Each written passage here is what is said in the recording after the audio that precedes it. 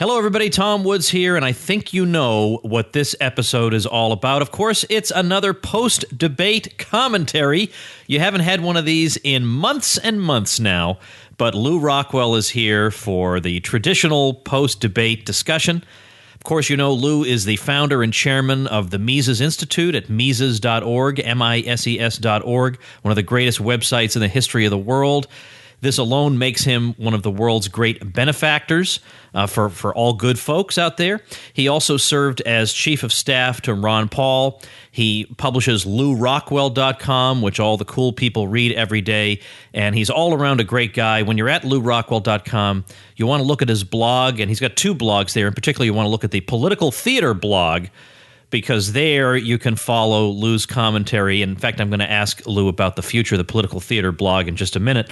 But I love reading that Political Theater blog because boy, does he dig up some juicy stories. Lew, good morning. Good morning, Tom. Great to be with you as usual, and after our long hiatus. Yes, I know. It's been awful.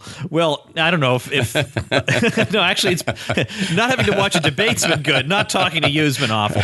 Before we get started, what's going to happen to can you tell us what you're planning to do with the Political Theater blog after the election? Well, I think I'm going to just see what people want. By how much they read. So there are people who want to continue it, especially if Hillary is in the White House.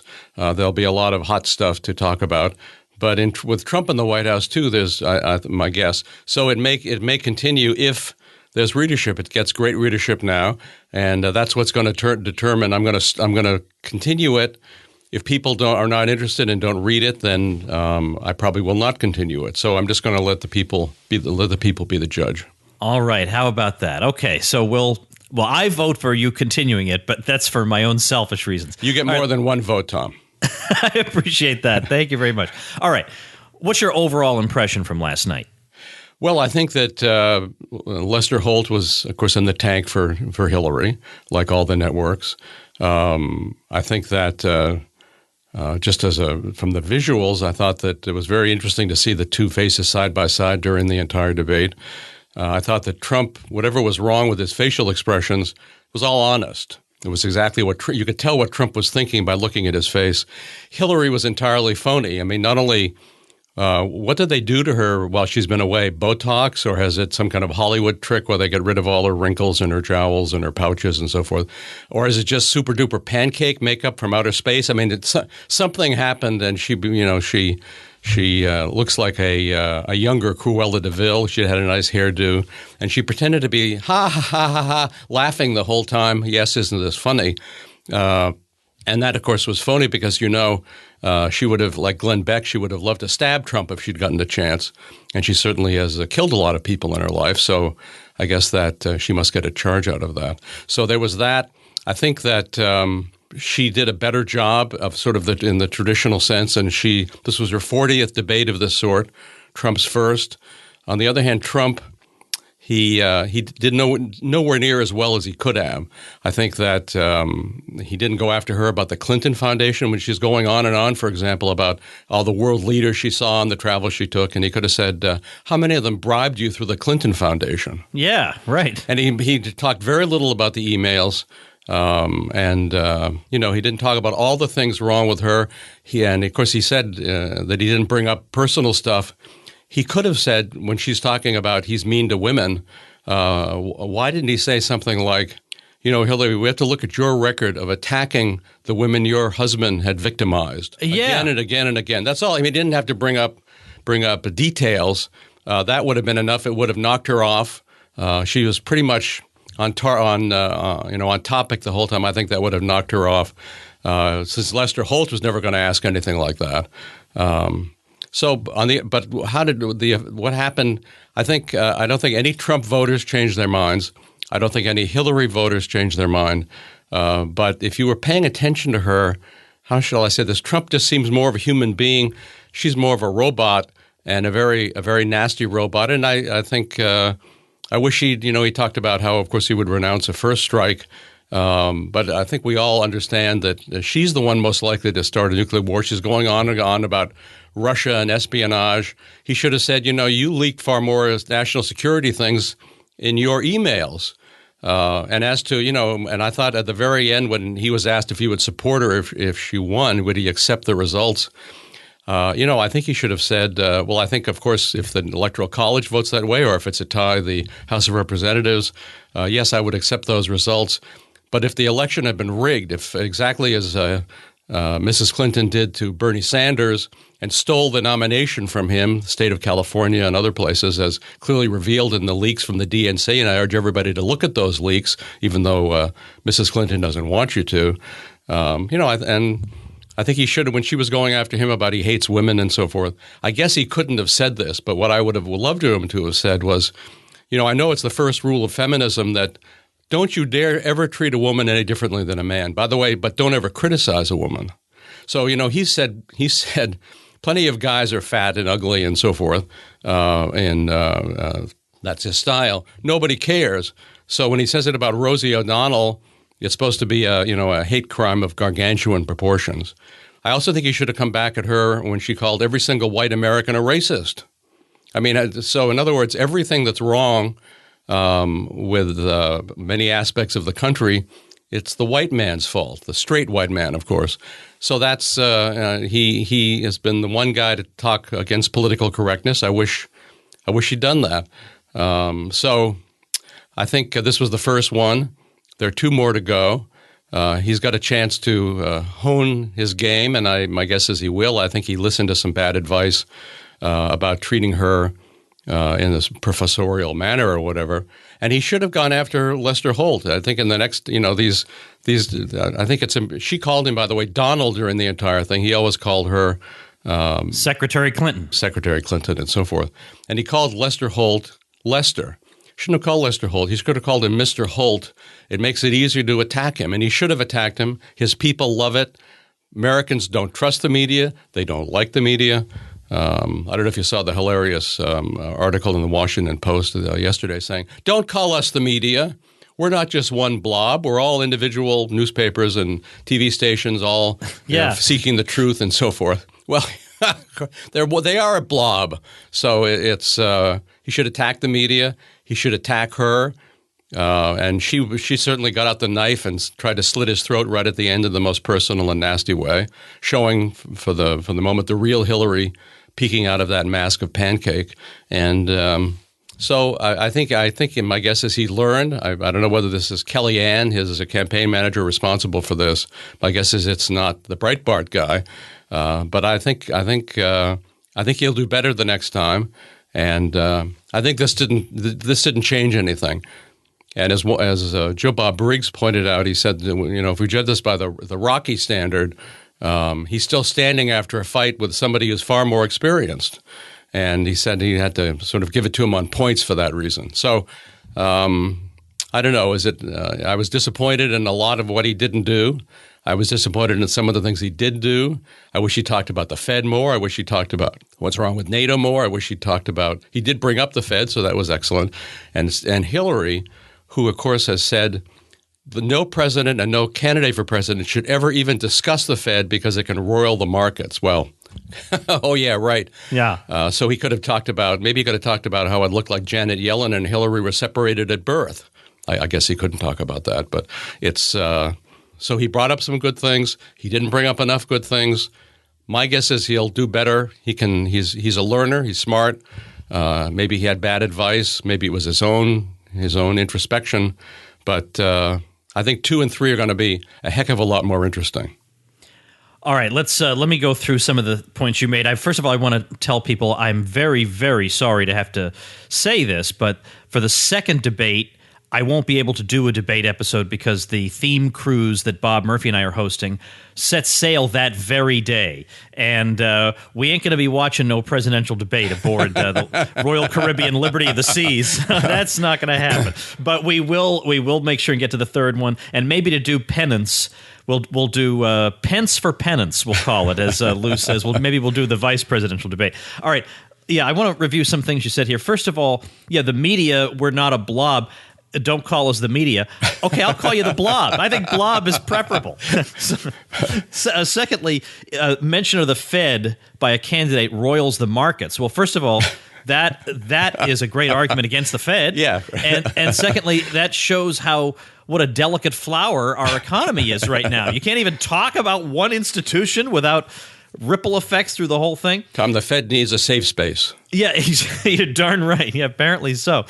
I agree with you on the women of Clinton thing, that if that should have been automatic. As soon as she raises the claim that he's anti-woman, I mean, that should have been, yes. Now you launch into your, and that goes to show, I'm tired of people who say, I don't really need to prepare for a debate. I'm just going to go in there and speak off the cuff. No, I feel like you owe it to the people who follow you, and you owe it to the ideas you say you believe in to prepare as solidly as you possibly can. And it is not something to boast about that you don't prepare for debate. That is not something to boast about.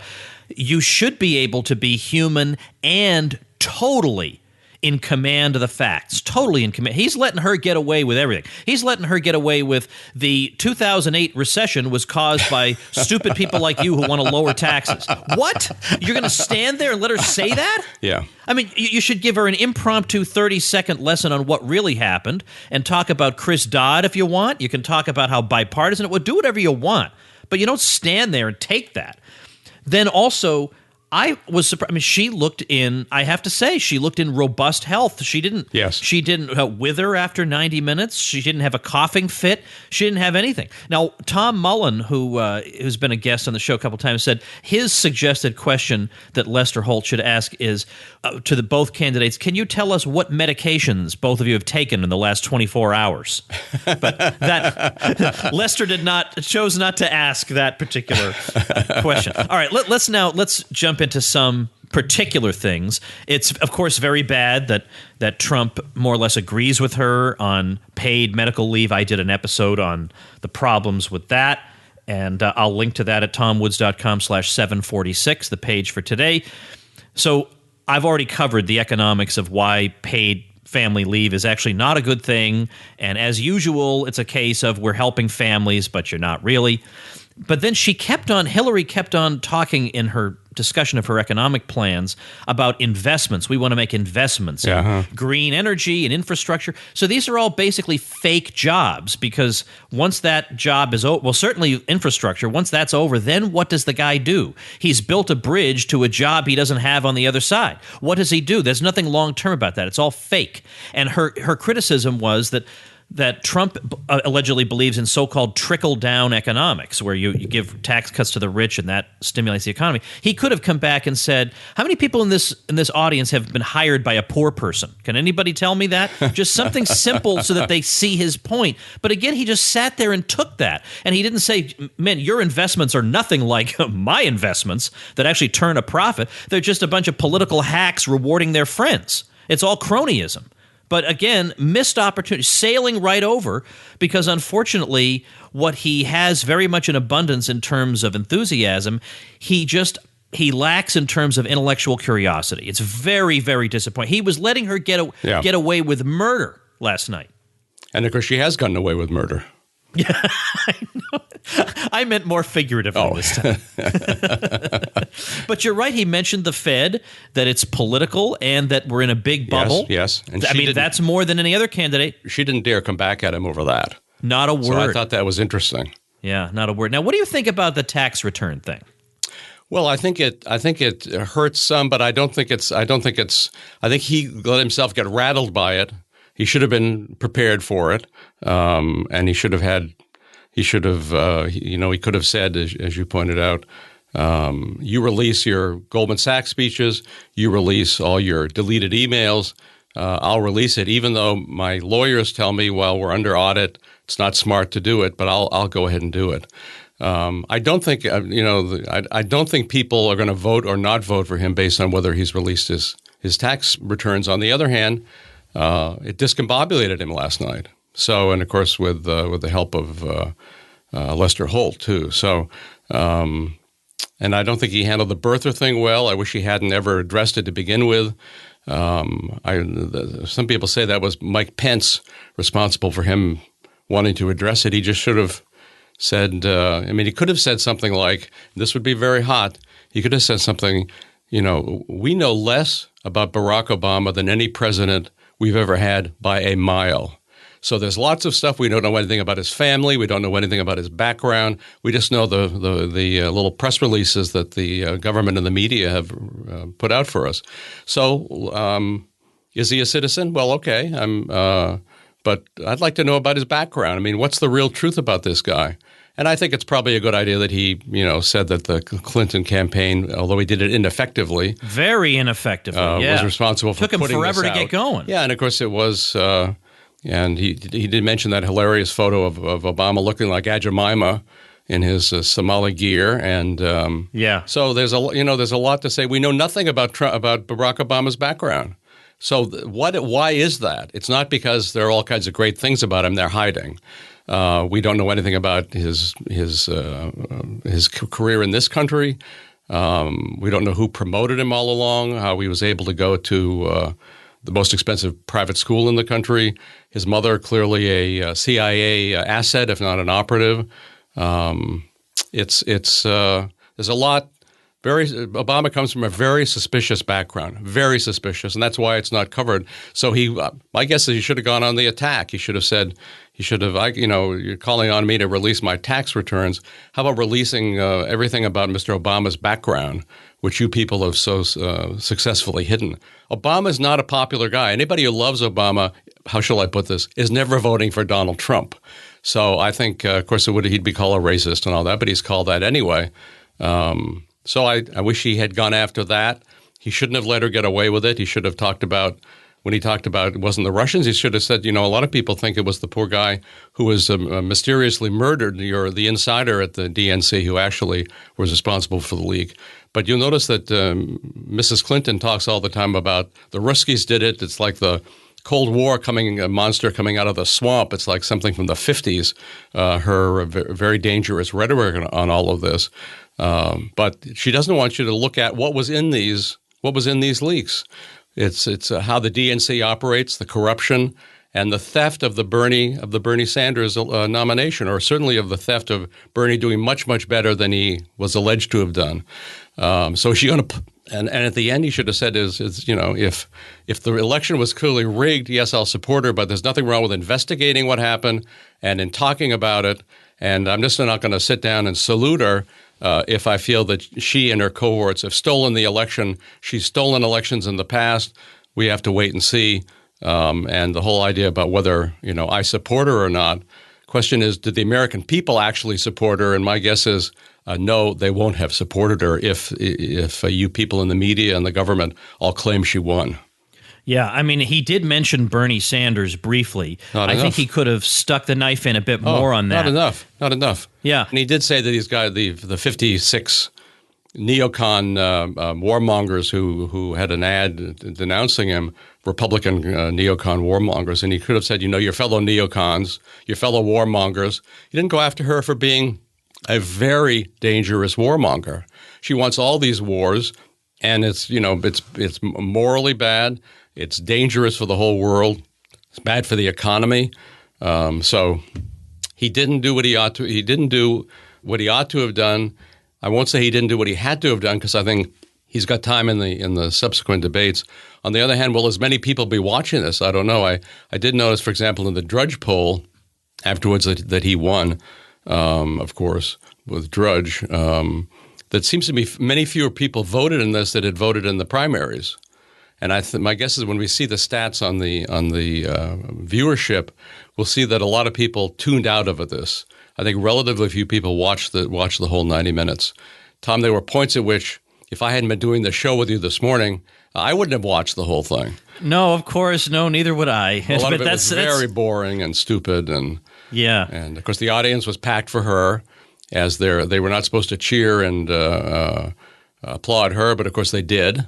And I don't believe for a minute that was a happenstance. Right. So I did. On the poll question, I did enjoy the ABC.com poll that showed that Trump won, Gary Johnson came in second, Jill Stein third, and Hillary fourth. Oh, so that okay. That's my favorite poll. Yeah, that's a pretty good poll. I remember, normally I don't disclose the contents of emails people send me, particularly you, but last night we were confirming about today and the time that we were going to do it, and then you came back with so boring. I thought, okay, that's Lew's opinion as well, so I'm allowed to think that. All right, let's just pause for a quick message from our sponsor. Folks, reviewing the demographic statistics for the Tom Woods Show reminds me that I have an awful lot of men listening to this show. I'll just leave it at that. And I'm willing to bet a lot of you men are shavers. And if you're like me, you want to have a nice close shave, but for some reason, you just can't get the blade to work the way it works for other people. They have this smooth shave, and they look like they've got a baby's bottom for a face, and you've got a face that's all hacked up and bloody, and you look like you're in an axe murderer movie. Well, that does not happen for me anymore since I started using Harry's. Closest and most comfortable shave I've ever gotten. I don't have to use electric anymore. Now, here's a great chance for you to have the same experience I did. Harry's will send you their popular free trial set, which comes with a razor, a 5-blade cartridge, and shaving gel, and all you gotta do is pay 3 smackers for shipping. Plus, enter code WOODS at checkout, and they'll throw in a post-shave balm for free. So how about that? You get the razor, the 5-blade cartridge, the shaving gel, and you enter code WOODS, and you get the post-shave balm for free. Head on over to harrys.com to grab this deal. That's HARRYS, harrys.com, and use code WOODS. All right, Lew, there was a section of the debate on race, and again, I thought Trump was a bit weak here. Now, as you said, he should have responded to Hillary's thing about, look, we all judge people, and we're all racists, and so on. He should have said, look, folks, if there are a lot of you in America who feel like you haven't yet been hectored enough by people who call you a racist, then she's your candidate. If you want 4 years of that, then you got it. And I thought he could have said, ladies and gentlemen, she just called every person in America one of the deplorables. Yeah. I mean, jump at an opportunity like this. Yeah. So, I mean, she's handing the stuff to him on a silver platter. And so I tweeted out a few things about what a disappointing debate performance it was. And I had all these Trump people, but I mean like right-wing, like alt-right Trump people who are smart enough to know better, telling me what a traitor to America I am by pointing out that he should be crushing Hillary more than he is. I'm sorry, that doesn't make any sense. He didn't crush her at all, unfortunately. Yeah, exactly. That's the problem. I mean, why can't you say that? Should have wiped the smirk off her face. Yeah, totally. And he could have. Yeah, he totally could. And for heaven's sake, I don't know if Roger Stone, at the very least, who's not ideologically a libertarian, but he knows what works. Why is he not coaching him? Why is he not preparing him for this stuff? If that's probably the best guy in his orbit for something like this. Well, you're right. No, Roger's the man. Yeah, so he should have been doing this. He has to be on the attack. Yes, he has to be careful because she's a member of an official victim group, but he should have attacked her. Everybody hates her. I think even a lot of the people who are for her hate her. Yeah. Even though they don't like her. I mean, and we needed a little bit more of the real Hillary. If the folks remember when she was recorded cackling like a witch, stirring the pot about the murder of Gaddafi, the horrendous torture murder of Gaddafi. Yeah. And this is Hillary. And we know that there's the famous Clinton corpse list of all the people who've died mysteriously and unexpectedly after opposing the Clintons or preparing to tell the truth about the Clintons. This is a very nasty bunch. I was going to call her like a mafia leader, but I don't want to criticize the mafia. She's a government leader. I mean, she's a killer. She's a monster. She's a witch. And you got to expose that and again wipe that smarmy smirk off her face. When the subject turned to race relations and inner cities, Trump, it took him forever to get there again, but he finally he said, politicians have failed these places. Politicians. Of course, what he should have been saying, since he's running as a Republican, is Democrats. Yes. Now, those people probably are not going to vote for him, people living in those cities, chances are, because they generally don't vote Republican. But if he could have just said, look, just look at your life, look around you, And this is the fruit of 50 years of Democrats governing you. Is your life so great right now that you would say, I can't possibly risk this? Look at what they've done to you. Look at the squalor you live in. You're telling me you're not willing to roll the dice one time after what these people have done to you? Hillary, you have no excuse. You look at these cities. Who's been in charge of these cities? Not Republicans. What possible excuse could you have for this? And again, nothing. Yes. Nothing. He has nothing like that. So again, for people who say, oh, Woods, how dare you be critical of Trump? He's the great savior of America. But he would be an actual savior of America if he would actually say some true things when push comes, especially when she was saying, how can Donald be so down on the black community? Why, they've got the black churches and black businesses. And I would have been curious. And of course, he couldn't have said something this hot, but Hillary, name me one that you're going to move into. Because I'll help you move. I'll get you I'll get you a moving van. Tell me which one you're going to move into, because they're all so wonderful after 50 years of Democratic rule. I bet you'll be moving in next week, given all the vibrancy that's there.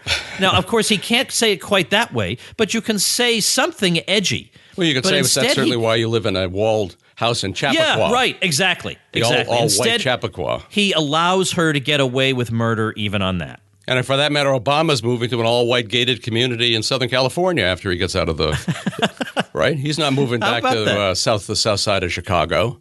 He never lived in the south side of Chicago, but how about? No, I think you have to. I mean, and of course, you're exactly right. Democrats have run all these places and run them into the ground. So, Donald, you've got two more chances. You better take advantage of them. Tom is exactly right.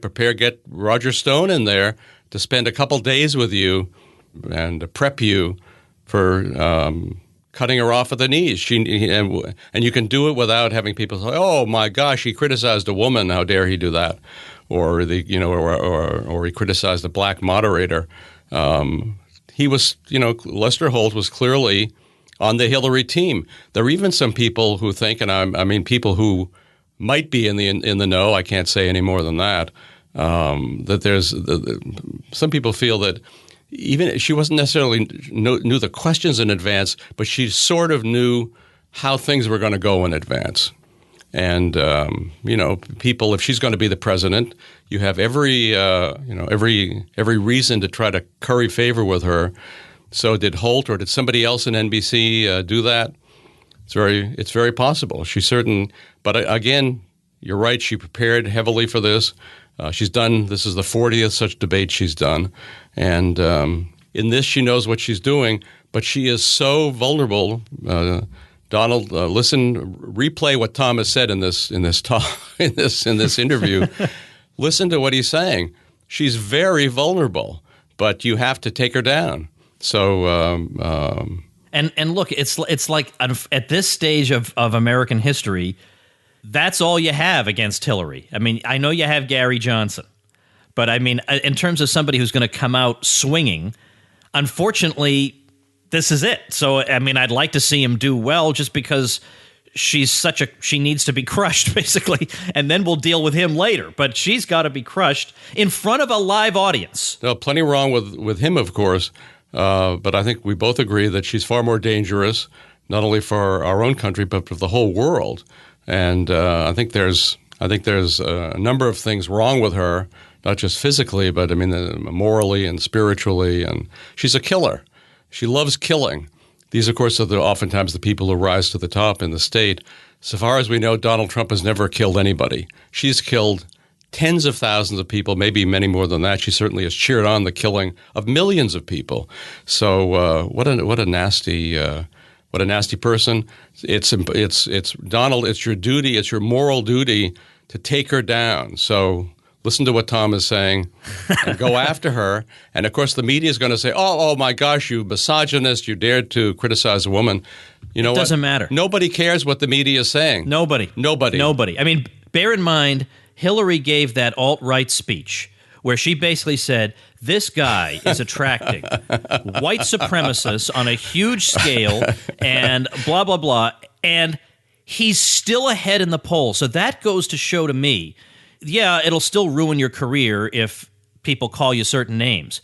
But wow, she pulled out the worst thing you can say about anybody in our society. Much worse than saying you're a libertarian. You can say you're a libertarian and you still can have a decent career. You can't say you're in the alt-right and you still have a decent career. And yet, his poll numbers didn't. If anything, they moved up slightly because people are sick and tired of it. So that's one favorable thing, that maybe we'll have actual arguments and discussions with each other from now on, instead of pointing and shouting, hey, this guy's a so-and-so. All right, well, where are his arguments wrong? Can you do that? Because when you just point and call people a name, it makes me think they might have a good argument. So why don't you actually deal with the arguments for a change? Then on the NATO thing, it's unfortunately another characteristic of Trump that there are times when he'll say something that's pretty good and then he walks it back, or he does the opposite, or he hires neocons for his foreign policy team, or he says NATO is outdated or we don't need it or something, and then he says, oh, I just meant its mission should be updated. We need it to go after terrorism. It should follow us into the Middle East. What is the matter? What is the matter? It's a totally out of date, now bellicose alliance against an enemy that no longer exists. And how many more of these do we need? I mean, and then he can go into his thing, even though our bridges aren't falling down, as David Stockman puts it. If he wants to go into that routine, he can say, our bridges are falling down, we got all these problems. The last thing in the world we need is to be fighting against phantom enemies. Say that. Well, it's exactly true, and I guess he can't say that the actual purpose of NATO is, of course, the U.S. occupying Europe and controlling Europe. That is the purpose of NATO from the very beginning, and had nothing to do with stopping the Ruskies. I mean, as you know, the Soviet Union was economically pathetic, had never had the ability to roll into Western Europe and take over those countries against the U.S. and the Europeans. It's always nonsense. Even today, Russia's got the GNP of Italy. How about pointing that out? The idea that, oh my gosh, they're threatening the world and they're going to take over, and it's the whole. It's just like, I don't know. We're listening to Dr. Strangelove again. But time to look at that movie, or Failsafe, or Executive Action, or 7 Days in May. Some of those great movies from the '60s. Maybe it's all happening again. Trump is the only hope for stopping Hillary. He has to stop Hillary. If he doesn't, I didn't like that pathetic remark that he'll be on Pennsylvania Avenue even if it's just in his own hotel. Well, yeah, okay. He's got to take her down. Yeah. So, and he's gotten this far. He beat all the other Republicans into the ground, and he obviously he's a brilliant guy.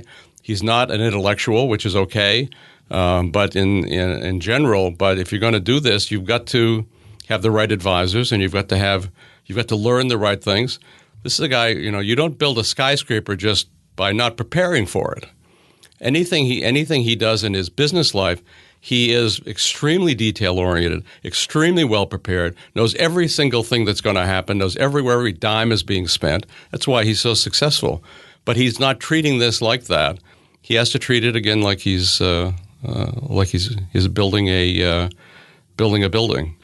I will say just a very funny thing that I got from Lynn Din, who's the Vietnamese-American writer, some funny quotes from Trump right after the fall of the 9/11, right after the fall of the buildings, and very funny comments from him about how these buildings were made, and funny in retrospect, and the immense amount of steel they had, why the windows were so small in these buildings because they had vast amounts of steel on the outside. He said that's virtually never the case. Usually the steel is just around the elevator shaft. He said these buildings he just didn't understand. He said there had to have been explosions in the building. This is, by the way, a couple of days afterwards, before this became illegal to discuss this. He said there have to have been explosions or something else was going on. He said there's no way a plane could even get into the building through the steel structure of these buildings. So it's just from an expert in building skyscrapers talking about these buildings. This has never been. I don't believe he's ever discussed this again. Very, very interesting. I'll put that on the Political Theater blog today. His comments. To get into something even more politically incorrect, Tom. Yeah. If you can stand it. Yeah, I can more or less stand it. I don't actually know what happened. The only thing I just will point out, like my views of the Kennedy assassination and so many other things, my view of 9/11 is I don't believe the government story. As to actually what happened, I don't know. So, but I don't. I always assume the government is lying, especially in instances like this. So they're not always lying, but it's a safe assumption. They are lying until proven truthful. It's a good starting point. Trying to think why not? when was the last time they were proven truthful on how a war started or why they need a particular spending program. There's no wonder Hillary's been successful in politics. She's such a demagogue and a liar. She's got to be stopped, Donald.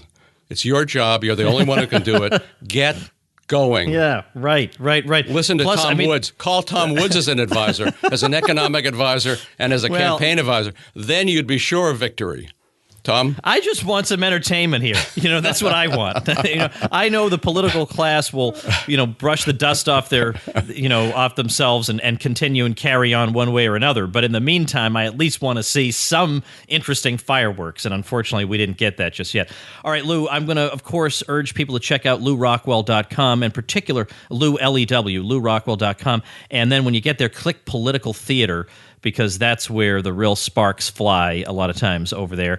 Thanks a lot, Lew. Let's get what's the order now? So the next one is October 9th, and then the vice presidential debate, or yes, I believe that's right. By the way, I'll do something on my podcast. It'll be okay, good. Won't be as good as having Tom Woods on, I should say. Oh, that's nice. Well, look, I'll direct I'll do an autopsy. Okay, and I'll probably have somebody I'll be interviewing too. Again, okay, I'll try and direct some people over to that. Maybe, Tom, we can get the satellite to beam all this, to the ship. We'll have to see. Well, it's not so much that I physically couldn't do it from the ship. It's that I refuse to watch a presidential debate. No, you're going to have it's a great cruise. You're going to have this is the Contra Krugman cruise. It's the Contra cruise. That's right. Yeah. So it's going to be tremendous. You and Bob Murphy. It's everybody's going to have a great time. Yeah, except Krugman. And you people who didn't buy the ticket, tough luck. Yeah, that's right. You'll just have to wait and see if we choose to do another one. All right, Lew, thanks a lot. Maybe I don't know. Maybe it should be a political theater cruise or something. Because what's funny. I'll say before we finish, the cruise is happening basically 3 weeks before the election. So the cruise company, which also does the cruise for National Review and these, I think maybe Weekly Standard. They were saying, well, you sure you want to do it then? I mean, aren't your people going to be out campaigning or out involved in different races? I said, my people want to get on a ship and get the heck out of here during this time. You don't know our people. So anyway, we got a great bunch of folks. All right, Lew, thanks a lot. Thank you, Tom.